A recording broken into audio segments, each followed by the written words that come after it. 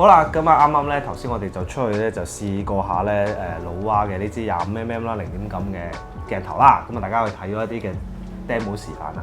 嗱，咁啊首先咧講下我自己咧喺影相方面啦，咁佢嗰個即係感覺先啦。咁啊基本上咧老蛙咧我就試過咧包括有35mm啦、45mm啦、APS-C 嘅33mm啦，同埋呢支咧係 M43嘅25mm。我覺得咧如果你話咁多支最 sharp 咧，就應該係33 0.9 APS-C 個支。咁而25 0.9呢支咧，其實我覺得咧佢嘅鋭利度咧都係唔錯嘅。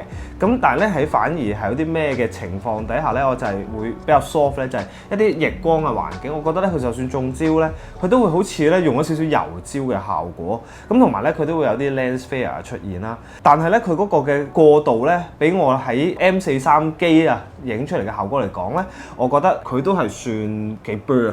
我覺得效果睇落去唔係完全覺得同APS-C 或者full frame 佢係嗰個應該冇咁淺㗎嘛，但係佢會做到咯。咁就係幾 soft 咯，同埋佢25mm咧，即係你 M43等效其實全篇幅係等於50咯，咁啊係我常用嘅焦段。我覺得如果中意玩開標準鏡，應該會幾適合咯。係啊，你又覺得點咧？我拍片嚟用，其實啱啱試一試。我覺得最值得讚係佢個對焦環，因為我自己拍咧，咁有時會用啲 handheld 嘅鏡頭啦。咁我有時係一隻手要揸住部機，另一隻手要喐佢個對焦環喎。咁我啱啱單手喐都喐到，係好 smooth 嘅出嚟。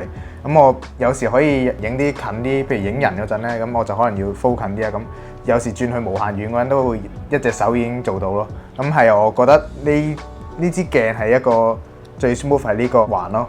但係有樣嘢要補充翻嘅就係佢呢個光圈環冇嗰個 click 啦，變咗我冇得 set 死佢個數值。咁有時我想 focus 嘅時候咧，喐個對焦環咧都會喐到嗰個光圈環啦。咁變咗呢個係一個我覺得可以改善嘅地方咯。同埋0.95嚟講，我覺得佢係做到個效果嘅。咁個光圈係好突出啦。咁影翻人嗰啲位佢又會有翻好 sharp 出嚟啦。咁係咯，我覺得 overall 呢支鏡頭如果攞嚟影人嘅 video 都係一個唔錯嘅選擇。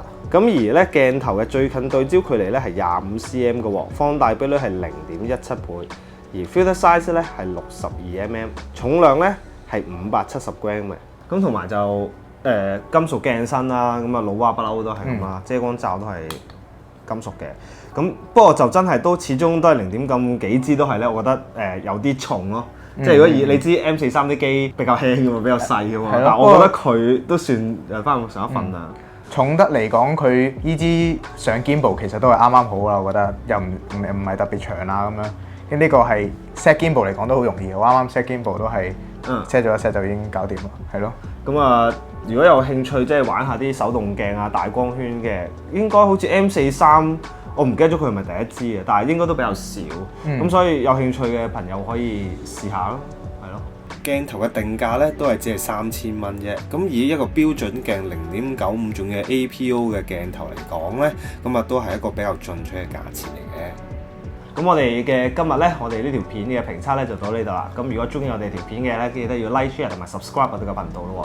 咁我哋下條片再見，好，拜拜。